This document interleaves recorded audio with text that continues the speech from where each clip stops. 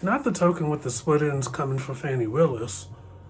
More black on black crime during Black History Month.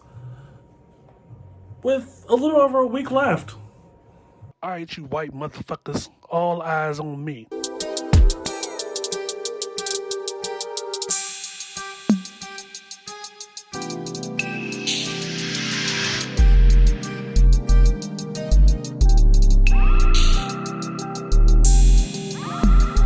This is the I Refuse podcast. This is Mr. Foxy I Refuse podcast. I'm back. Pow, pow, pow, pow, pow, pow. Pow, pow, pow, pow, pow, pow. Once again, I was minding my good African-American business, giving y'all the I Refuse podcast on a weekly basis over there on Spotify and Apple Podcasts. Season 5 available everywhere. Last week I was watching the cross-examination of Fani Willis on the stand at her disqualification hearing. Talked about that to the best of my ability on the latest episode. She was stressing Cream Jacket out last Friday in the first part that I saw. And by the time she got through the latter half of her testimony and the cross-examination or whatever, those team of lawyers were red in the face. That last lawyer that was asking questions, that poor thing, took forever to get to the point, only to turn around and want her to get to the point. So now the news is out. Now that we have the quotables, a man is not a plan but a companion, and I'm not a wine girl, I don't do wine. Grey Goose is my thing, and I keep cash wherever I lay my head. I was like, I stand. Like, this is the Black history I like to see, because it's clear that this is all a distraction from what was already proven about the guy that they're caping up for. And even with the news coming out more and more these days that confirms that this person is not equipped to even be back in, the highest office, that doesn't stop people that look like us from coming at us. So, split ends, I'm not always with her because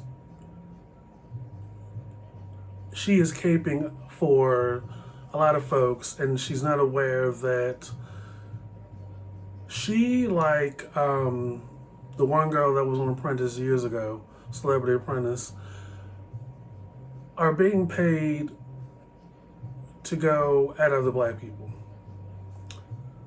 And they're used to prove a point, that white people can point to and say, I got black friends, she's in the crew, she's part of the squad, she's part of, she's in the rooms that we're in, and she gets paid to talk like them, think like them, act like them, and not always with her.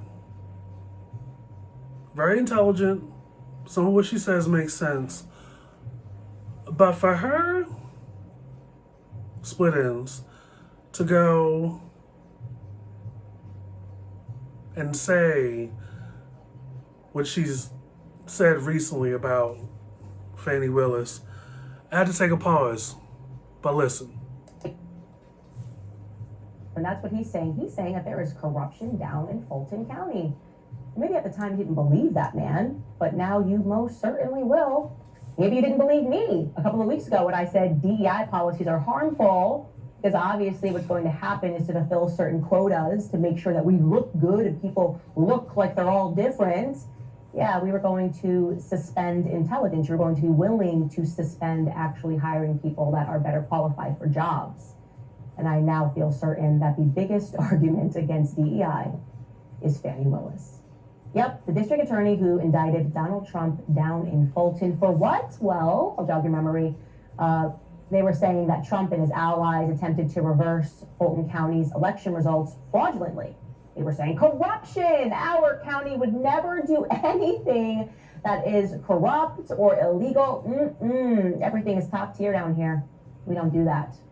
Well, when Fani Willis indicted Trump, she decided to hire a man named Nathan Wade to be the special prosecutor.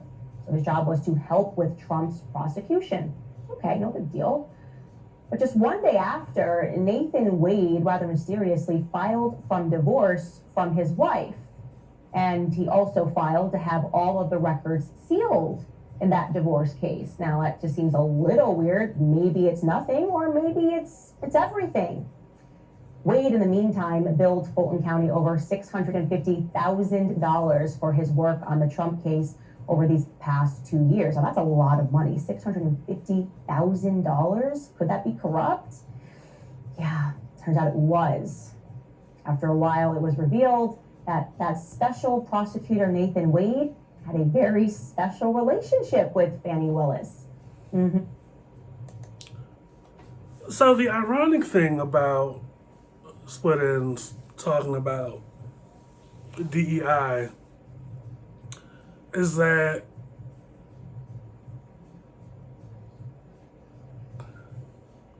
here you have a black person put in this position to cape for white folks, conservatives, that are working diligently and reminding us every year that we are still the minority. Then to summarize this whole thing, oh, he filed for divorce the day after he was hired, billed the city or the state $650,000 for several years of work. Isn't that what lawyers do?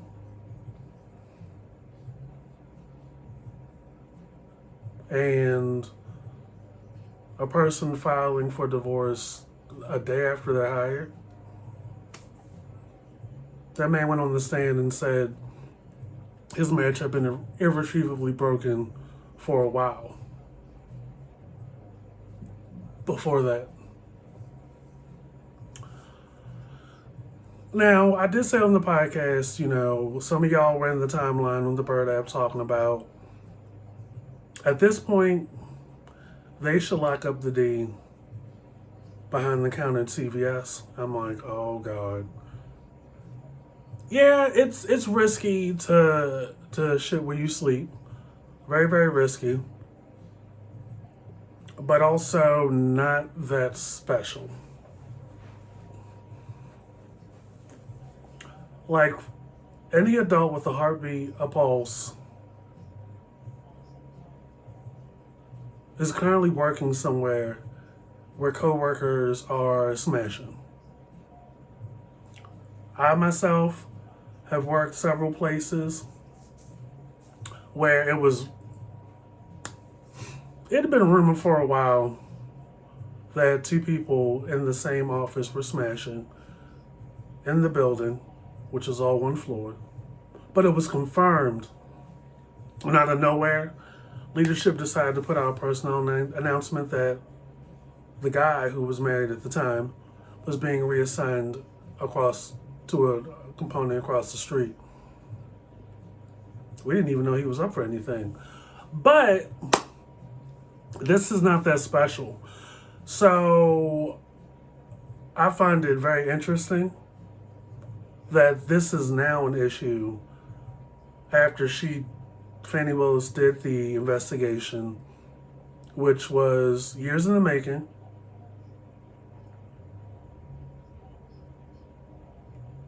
Successfully filed against 19 co-defendants.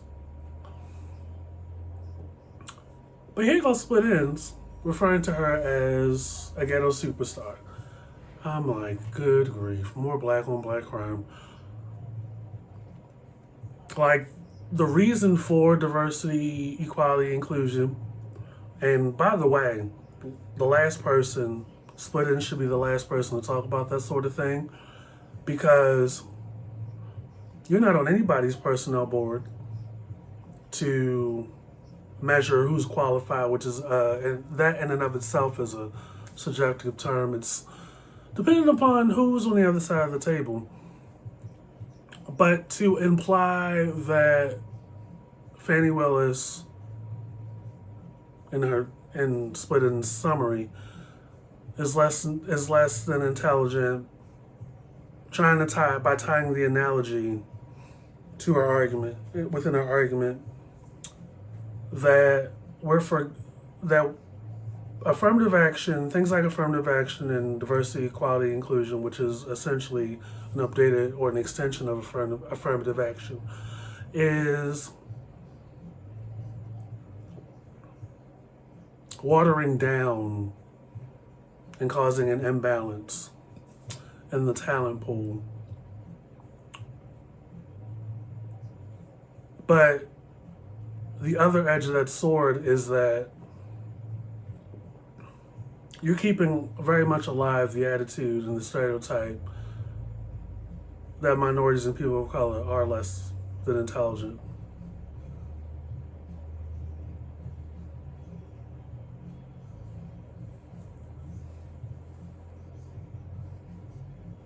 So you can't essentially have it both ways.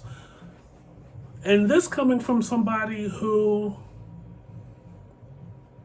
is doing what anybody can do. Commentate politically, socially on things, have an opinion. I mean, you're in the same community that I'm in, spouting your opinion. You don't necessarily need qualifications outside of, you see shit every day just like we see shit. But I think it's very, very weird that Split-Ins, who's a black woman, is coming at another black woman and trying to undermine her ability and insinuate that there is corruption. But not saying boo about the team up in New York that has a dance team. Cut $100 million, the mayor up there, but somehow managed to find money for a dance team with uniforms. Yeah, I saw him on the news too, looking like just looked like another rumba class or another Weight Watchers class. Y'all spend so many hours, days a week, and that's the best routine you can come up with on your morning show debut.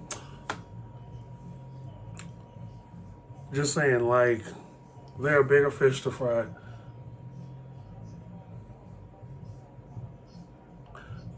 You know, this whole storm around Fani Willis is just another episode of They Just Can't Take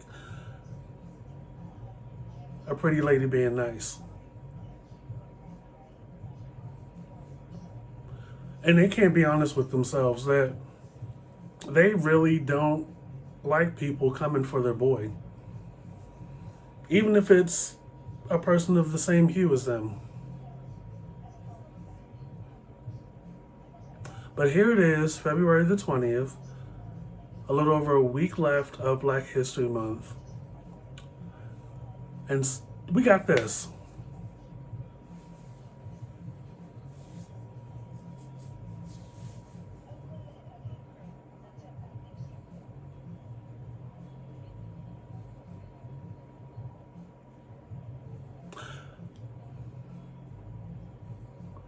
You know, there is a very thin line between controversy and coincidence, right? People would like to think that this Wade guy left his wife for Fani, but they're not even together.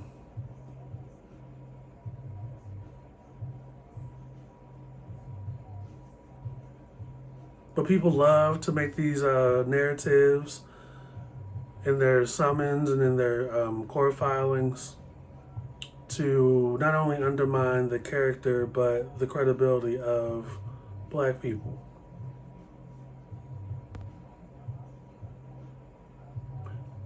Yeah, I, watching last week with the rest of y'all, lawyer after lawyer after lawyer after lawyer after lawyer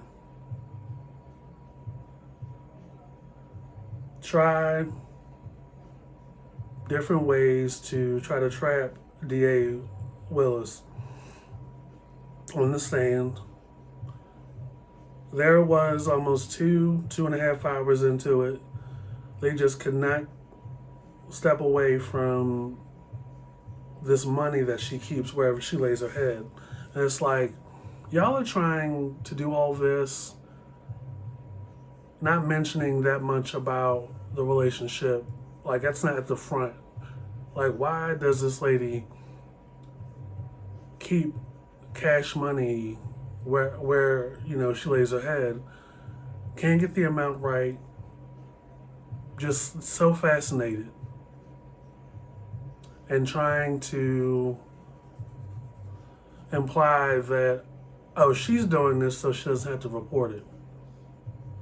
I got $10 on my desk right now. Matter of fact, I got close to $50 on my desk right now. And about 100 in my pocket, in my wallet. But if you ask me on the street, I'm broke.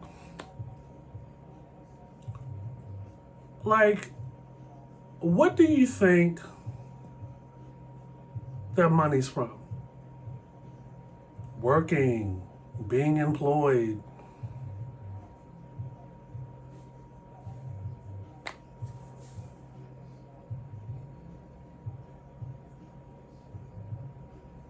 And if I was a special prosecutor on a major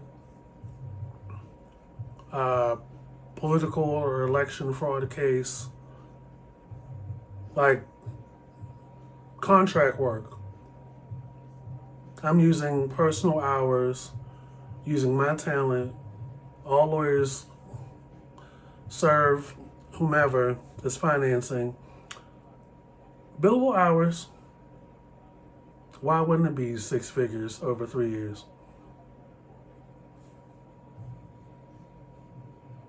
Like, make it make sense. Like, we're not out here working for free, especially not in this Panasonic. So, what are we doing here?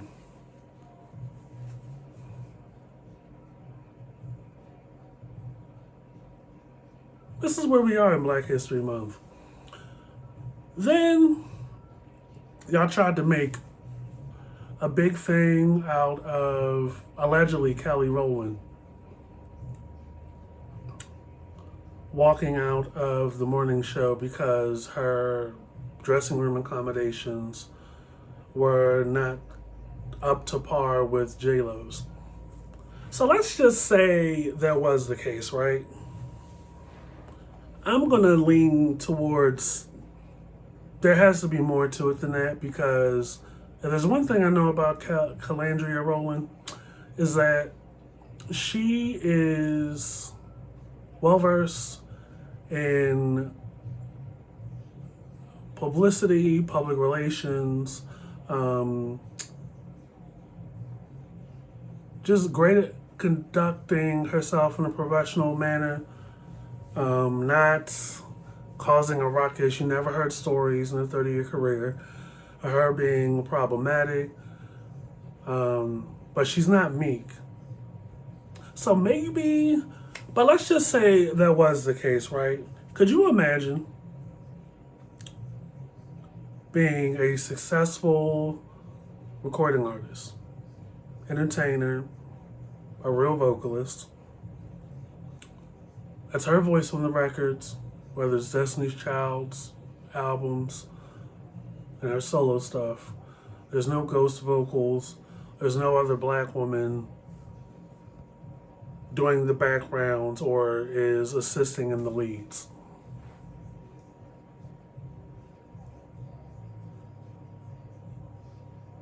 J-Lo has the bigger dressing room?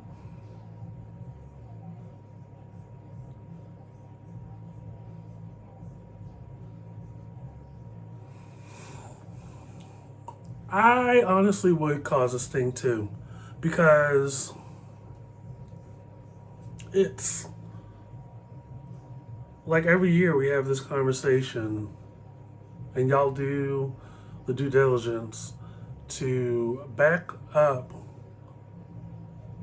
your opinion of J Lo. Does J Lo have good music? Yes. The first couple of albums she put out had me in a chokehold, but I was in my 20s. She was urban for a good summer, and then went back to being, Latin. She did the hip hop thing for a little bit. That kind of did all right. But the shit kind of fizzled out. I mean, of course she can dance like nobody's business. That's in our culture to do that, so that's not extraordinary. Got to keep it real. But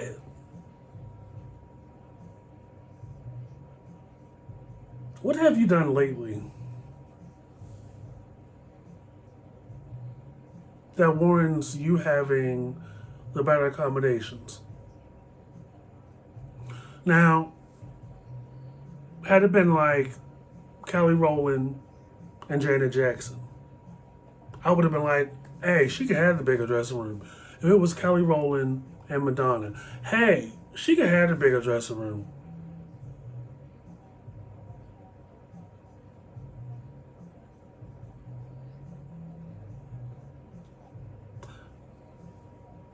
But Kelly Rowland and On the Six. Now, mind you, this isn't a reflection of Hoda and that white lady that's the co-host with her. That's a production call. And the thing about it is, this is another example of they just don't value black artists. Still to this day. And I'm curious to know if it was clearly a former janitor's closet that they tried to spruce up while Kelly Rowland was en route. Was it in the cold, dark corner of the studio? What we got going on here? Because these morning shows in New York City are in the big buildings. They're in the big buildings. They got money flowing all up and through there. What room were they trying to put Kelly Rowland in? And how uncomfortable was it?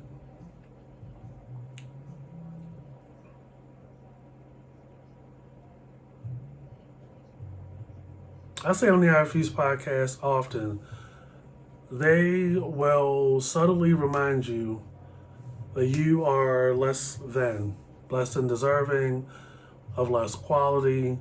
You are not worthy of the support. You're not worthy of the same kind of treatment and concessions made for other folks.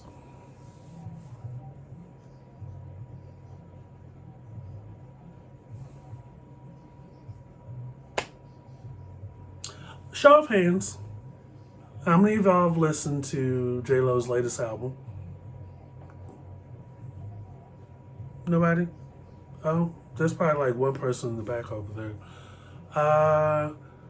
Do y'all even know the release date for the musical film short that's coming out? Or what platform it's coming out on? Anyone? Oh, you just need to go to the bathroom? Okay. You can go to the bathroom. It's in the very back, down the hall, second door to the left. Nobody in the room.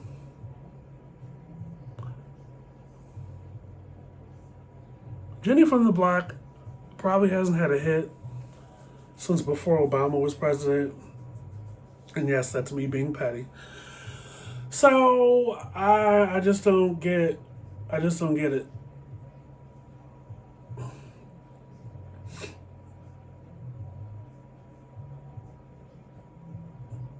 Meanwhile, Kelly Rowland has a movie coming out on Netflix.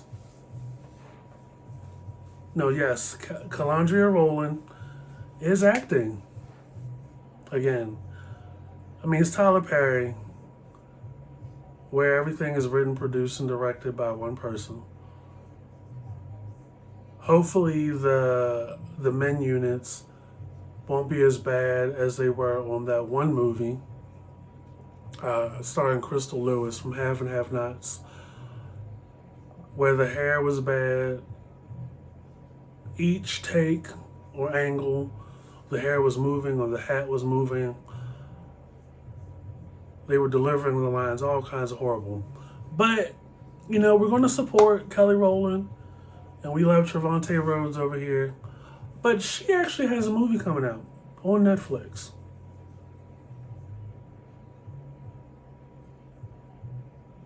I hope it wasn't a former janitor's closet that they were trying to stuff her in and say, have a good show. Because had that been me, yeah, my Uber would have been outside before I got out my seat.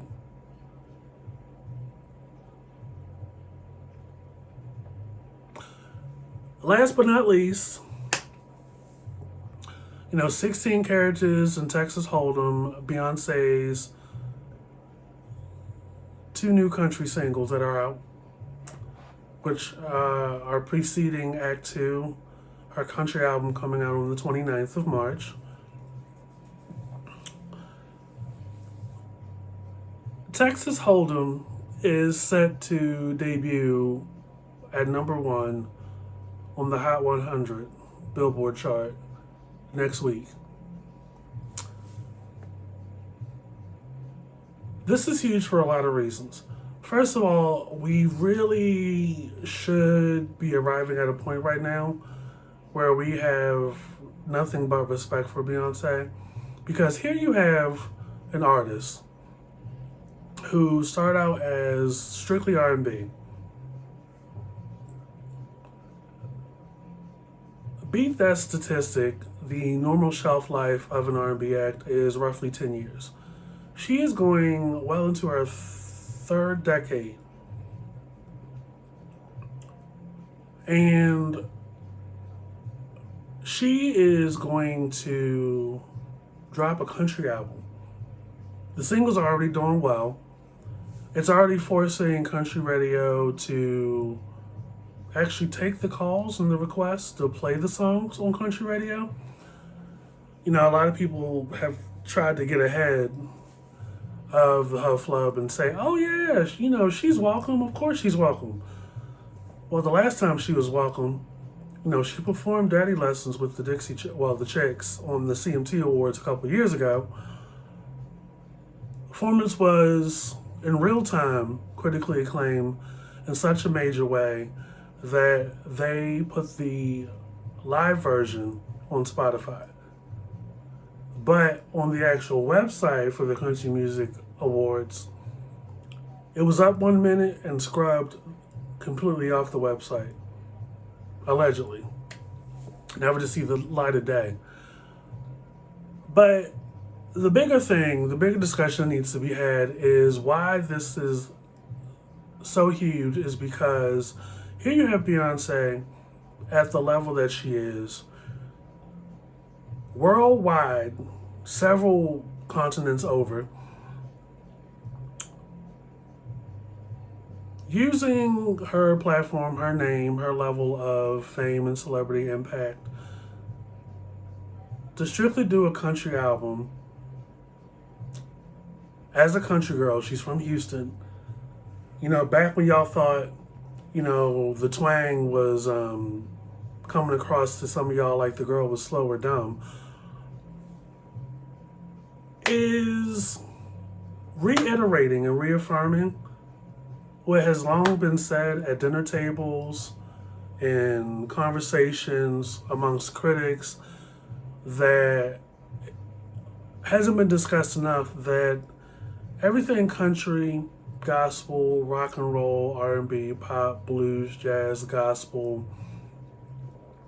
alternative, rock and roll in general, started with black people.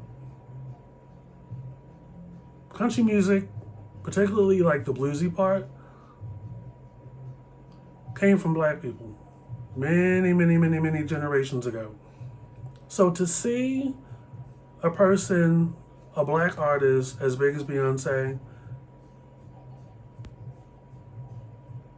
about to release a country album in March, and her two singles, the first two singles, doing big numbers, one of which will be her 9th solo number one, 13th number one when you incorporate the Destiny's Child number ones.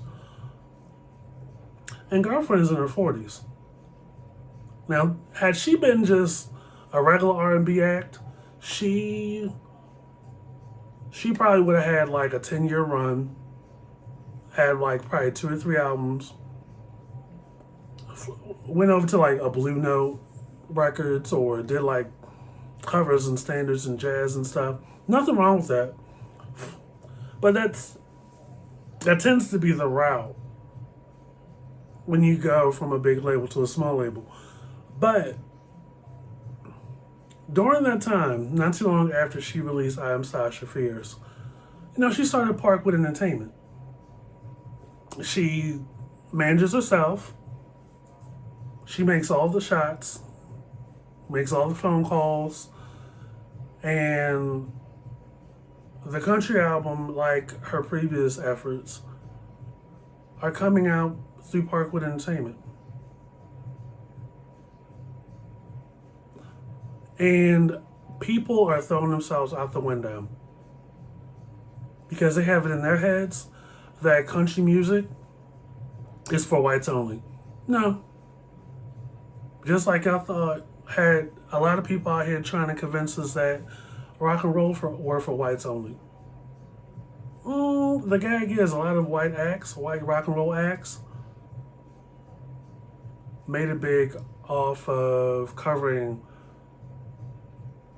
rock and roll songs made by black artists, like written, sang, didn't chart as high, but when EP, Mr. Presley, by way of his manager that was working him into the ground, had him in that studio doing those covers. Elvis Presley, very talented, but that's the major example. Had y'all believing that rock and roll was just for whites only, and this little lady with the big voice from Nutbush, Tennessee, came in and knocked everything down. And here we are in 2024. Act 2 of Renaissance is going to be a country album. They say Act 3 is going to be rock and roll. And trust and believe, while Renaissance may have been locked out of the Album of the Year category for the recent Grammys, the 2024 Grammys, a lot of y'all are saying that this country album might actually put her in Album of the Year.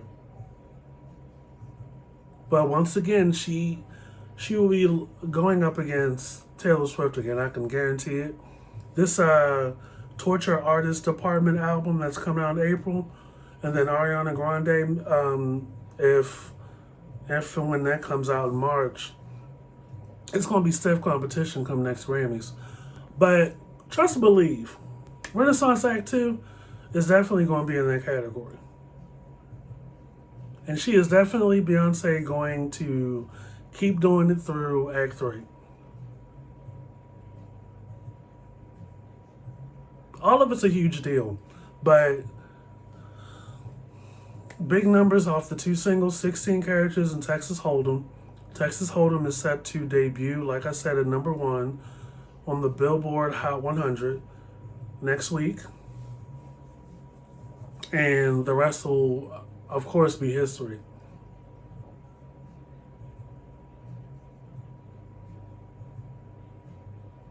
Leave it up to a black woman to be like, fuck it, I'll do it myself.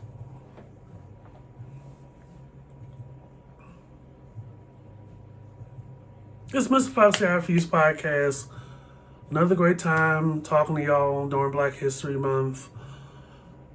It's been a mess. It's been wild. Keep it locked and loaded on the iRefuse podcast, wherever you get your podcasts.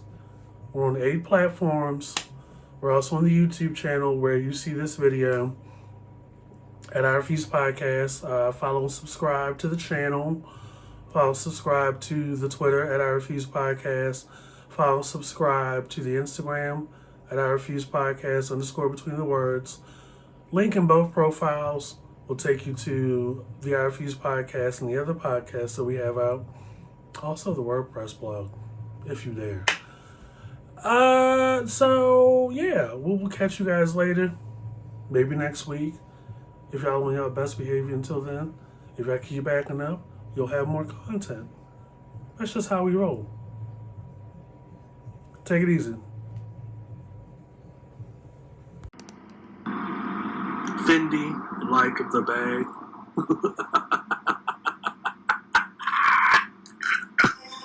This is the iRefuse Podcast.